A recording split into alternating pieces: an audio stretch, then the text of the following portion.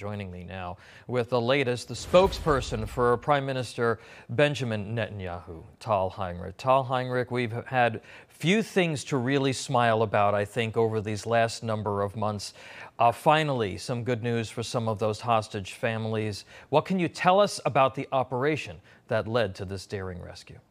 Finally, indeed, Tom, it's a blessed Shabbat. It's a good day in Israel, and we didn't have many moments in which we could rejoice as a nation since October 7th. Today is such a day, and I can tell you that everyone in my country is so filled with emotion.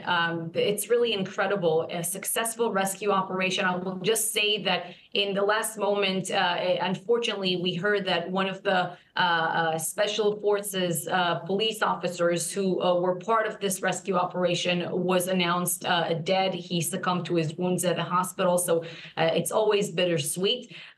We are a nation that's committed to the principle of leaving nobody behind. And once our forces had intelligence about the precise whereabouts of these 4 hostages in the central Gaza Strip, they were being held in the Nuseirat area. That's a neighborhood in the middle of a bustling market scene. This is exactly what Hamas does. They try to shield themselves. They put the hostages inside civilian structures in bustling civilian areas.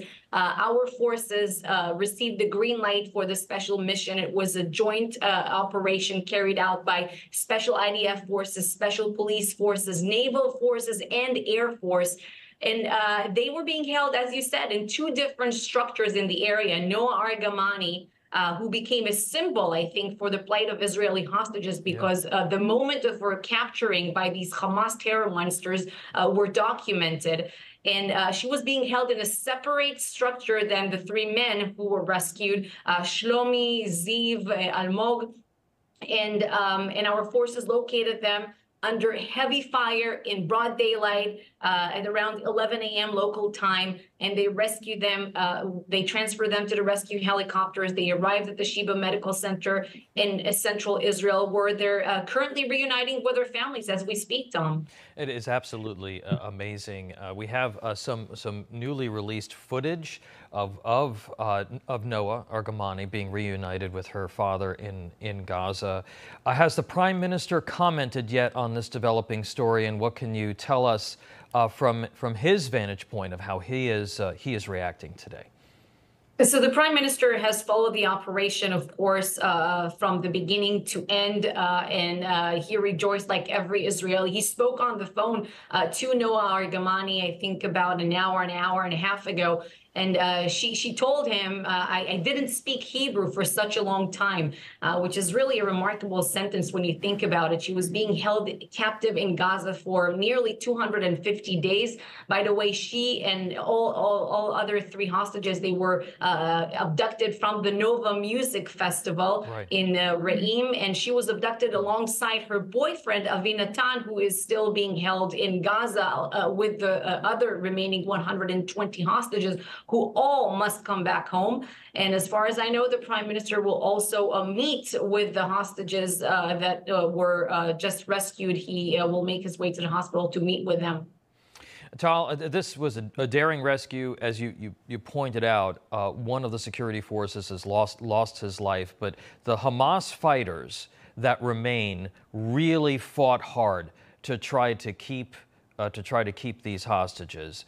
But this was obviously done with surgical precision, with significant intelligence. Do you feel that this cuts against claims that the Israeli military is being reckless in the way that it is prosecuting this war? That's criticism that we are largely hearing from Democrats here in the United States. The Israeli military, our forces, were not being reckless. Every time when we carry out an operation, it's always surgical. I can talk to you about 2 other incidents that we've had, 2 other operations, one in central Gaza and one in northern Gaza, just in the past, few days, this is we've had two different locations where Hamas terrorists were gathering inside United Nations schools, UNRWA schools, operating from specific one container in one location and three different classrooms of the school. So every time when we plan such an operation, we use precise munitions, we're guided by intelligence, we conduct aerial surveillance to make sure that we mitigate harm to uninvolved civilians. This is what we want to minimize. And as you know, Hamas, they're trying to do exactly the opposite. They want to maximize civilian suffering and civilian casualties in Gaza. They intentionally hide hostages in civilian structures and in civilian areas. And these are the areas from which they operate because they hope that the international community will put pressure on Israel for their bloodthirsty, vile actions against our people and their own people when they commit this double war crime, so to say. So they target our children, then go hide behind their own. Tal, how does a positive development like this impact the overall strategy being employed by Israel in its fight against terrorists? So we want to bring home all 120 remaining hostages. Around 40 of them, unfortunately, time has run up from them. They're no longer alive, but we will bring all of them home. The ones who are alive and the ones who should receive proper burial in Israel. Our war objectives since October 7th haven't changed. We will destroy Hamas and bring back the hostages home, and we'll make sure that Gaza will never pose a terror threat to us again. Tom, I think people have to remember that right after the October 7th massacre, we said from the very beginning that we're not in this to degrade Hamas or deter Hamas or contain Hamas. We want to make sure that by the end of this war, they will not have the military capabilities, the desire, or the ability to hurt us ever again. And I'm not just talking about anything on the scale and brutality of October 7th. We don't want to see one more missile, one more attack, one more infiltration attempt through the border. That's over. Prime Minister Benjamin Netanyahu has been very clear about the point that you just made, but he continues to receive substantial pressure from the Biden administration to agree to some sort of ceasefire arrangement or some political arrangement for the future of Gaza before the war is won. Why do you believe you are continuing to feel that level of pressure when there is so much work left to be done, when there are so many hostages that remain in Hamas captivity? So we're putting pressure on Hamas both diplomatically through international mediators and militarily to try to yield another framework that will see the release of the remaining hostages.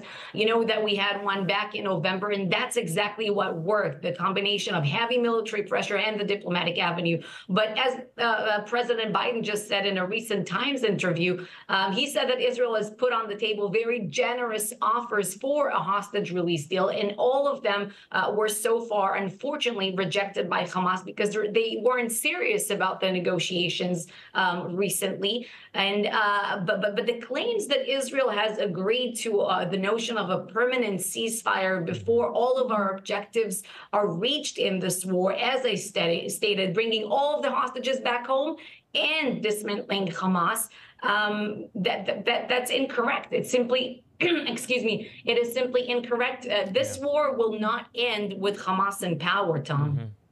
All right. Well, look, we're going to have to leave it there, but certainly, as you started saying, a wonderful Shabbat celebration for those families and really for all of Israel with this daring rescue of 4 hostages by the IDF. And our thoughts go out to those who have lost their lives in that operation as well. The spokesperson for Israeli Prime Minister Benjamin Netanyahu, Tal Heinrich, thank you so much. Always appreciate you.